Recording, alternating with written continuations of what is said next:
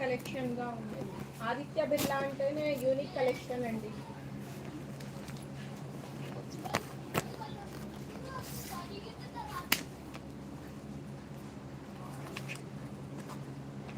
మన ఇండియాలో number 1 brand ఏది లెనిన్లో అంటే ఆదిత్య బిర్లా కదండి.